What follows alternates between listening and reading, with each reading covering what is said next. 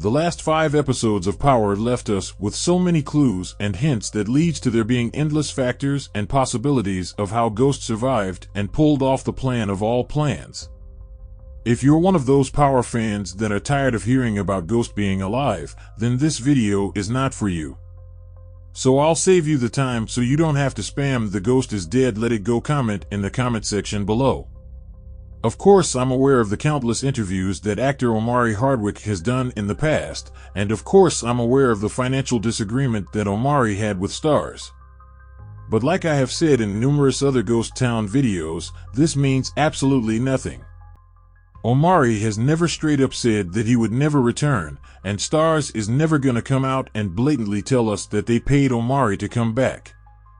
And where a lot of the doubters get it mistaken when they hear about the possibility of Ghost returning to Power, they automatically assume that this would mean Ghost getting a new show. But if Ghost were to return to Power, he could also show up periodically in Tariq's next show, just like how Tasha has currently been doing in Book 2. But I'll get back to that later in the video. The last 5 episodes were written specifically to leave the door open for Ghost to return in the future, if they ever got the chance to come to an agreement with Omari. There were so many things that people didn't catch on to when those episodes originally first aired. In my 5 previous Ghost Town videos, I explained how the last 5 episodes had different perspectives showing how each character saw things playing out through their own points of view. Which ultimately proves that we may have not saw the true perspective of how Ghost actually got shot, and how the ambulance was able to show up in less than 5 minutes after the shooting took place.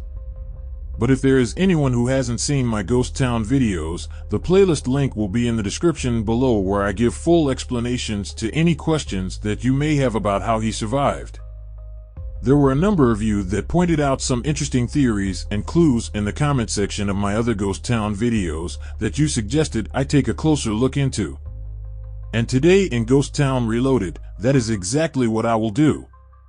I will also take a closer look into Ramona's true motive that could explain something even bigger at play.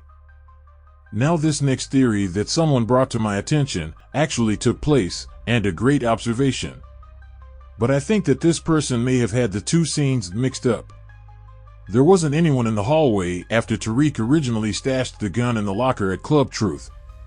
But if we fast forward to when Tariq takes the gun out of the locker and places it in his book bag, one of the servers at Truth greets Tariq as she walks past, and if you noticed, we can still see that she actually turns around and watches Tariq from a distance as he stashes the gun in the locker.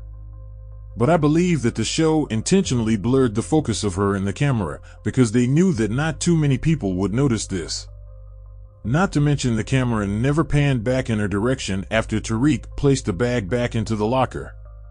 With the server witnessing Tariq stashing the gun, this gives us even more confirmation of how Ghost knew exactly that Tariq would return with the intention to kill him. The server most likely informed Ghost of what she saw, but she probably waited until after Tariq left the club to inform Ghost. This definitely confirms that Ghost knew what was coming, and increases the chance of Ghost being prepared by wearing a bulletproof vest under his suit, where Ghost likely replaced the bullets with blanks. Like I mentioned in part 1 of my Ghost Town video, everything that took place in Ghost and Tariq's final moment was overdramatized. With there being a puddle of blood on the floor in one perspective, while the other perspective didn't have blood at all on the floor. What this means is that for all we know Ghost may have not even been bleeding from his chest at all. This could have very well just been how Tariq envisioned the shooting from his perspective. And even with Ghost wearing a bulletproof vest, that still wouldn't necessarily mean that he couldn't bleed through it due to Tariq shooting at that close of a range. And even if Ghost didn't wear a bulletproof vest, he still would have survived one shot with a blank bullet to the chest.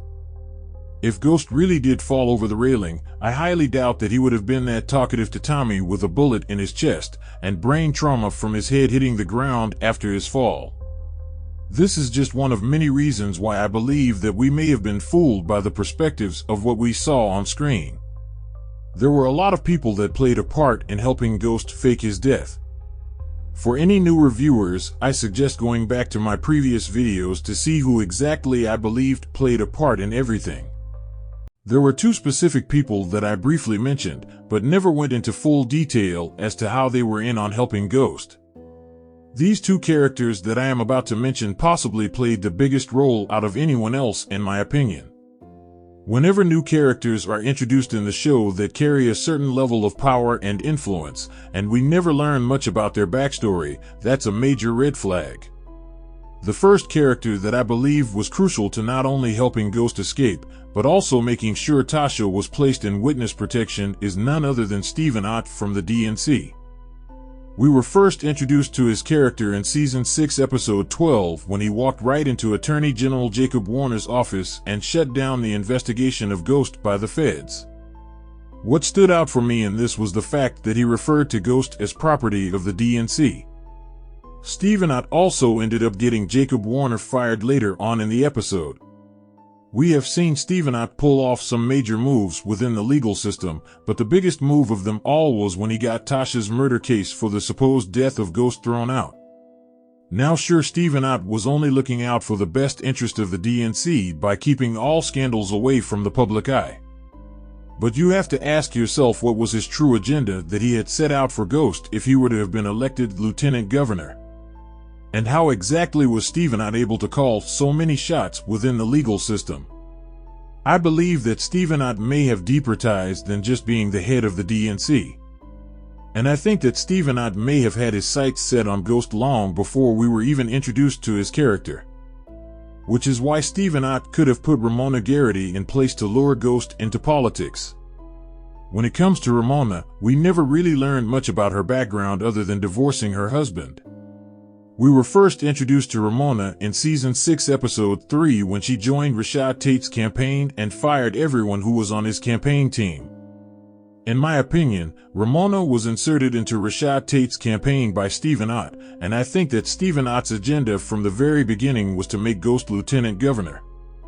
What confirms it even more is the fact that when Ramona was first introduced to us as she was talking with Rashad Tate, the very first question that she asked him was who James St. Patrick was. Let's talk campaign supporters for a bit, starting with this guy who's been all over the news lately. Who is James St. Patrick? Later on in that episode, we saw Ramona waiting for Ghost at Club Truth, where this was their first time meeting each other. Local corner boy does good. I've done my research on you, too. No matter what comes your way, you always seem to land on your feet. You should have been a politician. I don't know about that. Now you're reaching. Well, your reputation's only a problem if it's true. Is it? As you can see in this scene, they both did their research on each other. Ramona already knew about Ghost's criminal past, and Ghost already knew about the scandal of her husband having an affair on her. There were a number of moments where Ramona would defend Ghost no matter what anybody would tell her. Like when Tasha tried to expose Ghost using campaign funds to line his own pockets. Ramona defended Ghost from Tasha when she barely even knew Ghost at all. As you just saw, this is yet another prime example of how no matter what happened, Ramona made sure to defend Ghost and make sure that he continued to stay on the campaign. And I don't buy for 1 second what Ramona told Ghost about the polls rising after that press conference. And why did Ramona withheld information from Tate about Lorette Walsh's meeting? But this next scene, in my opinion, confirms my speculation. As you just saw, Ghost asked Ramona about what her true agenda was, but she deflects the question by mentioning her ex-husband's affair scandal. It's quite obvious that there is more to Ramona than just politics. We saw that firsthand when she didn't even panic when there was a shotgun aimed at her. I believe that Stephen out of the DNC had an agenda set out for Ramona and inserted her into Tate's campaign to build up Ghost to be lieutenant governor while also getting Tate out of the way. And when the right time presented itself, take Ghost away from Tate's campaign and place him alongside Lorette Walsh to become lieutenant governor. Which is exactly what happened. But the moment that changed Stephen Ott and Ramona's plans, in my opinion, was when Ghost realized that he had everyone coming after him. When Ghost ended up coming clean to Ramona about Angela's death, I believe that they didn't show us their entire conversation. It's possible that Ghost also told Ramona about his life being in danger and how he came up with a plan to disappear and step away from it all. Ghost could have also told Ramona about his suspicions of Tariq coming to kill him. And from here I think Ramona made a call to Stephen Ott to get him to pull a few strings to have witness protection in place. One thing to keep in mind as well is that Dre, Cooper Sachs, Tariq and Tasha all came through different entrances at Club Truth. This is why I believe that Ramona and Ghost may have been talking in code in the final scene that we saw them together on screen, due to them not knowing who could have already been inside of the club. This moment was most likely Ramona's cue to get in place and wait until she heard the gunshot to call Ghost's security guard to bring the ambulance around the building to pick him up. The scene where Ramona tells Paz that some people are just unstoppable was a dead giveaway in my opinion. And with Ramona not even showing up at the supposed funeral of Ghost, it makes even more sense that Ramona was in on everything taking place. Now, like I have said in the past, it's not a guarantee that Ghost returns in the finale of Book 2. But with everything that Joseph Sikora, 50, and Naturi Naughton have said recently, the chances of Ghost returning to help Tariq are looking more and more likely. Especially with what is currently going on in Book 2 with Carter and Noma teaming up. Not to mention, Omari Hardwick recently did an interview where he gave two of the biggest clues that he's ever given us in regards to his return to power. The first was when he thanked the audience for giving him leverage as far as his pay is concerned. The second was the biggest clue of them all, when he freestyled a poem, and if you listen closely he is clearly referring to his death on the show, Ghost watching Tariq in the distance, and coming back from the dead. So that time I went home dying, crying. Ever since that time I've been flying to be brought back to life. To tell the thoughts that others carry on their mind is scary, but if you look hard enough, you can find an abnormal amount of distance between me and my shadow. Imagine me standing so close that I actually become my own ghost. From the beginning when we were only 3, and now we're here standing at 48, at 40 something, and at 50, just like my boss, 50. If actor Omari Hardwick was completely done with power, then why would he continue to speak on the show? Why does he only seem to do interviews when the show is airing? It makes you wonder. And for Omari to be on the same exact podcast that 50 was on 2 weeks earlier, this is definitely suspicious. If Ghost does in fact return, I could see him not only narrating Origins, but also making appearances in Tariq's next show to give him advice, similar to how Tasha has been doing these last few seasons. I'll go into more detail about the finale of Book 2 and Ghost's return in my next video.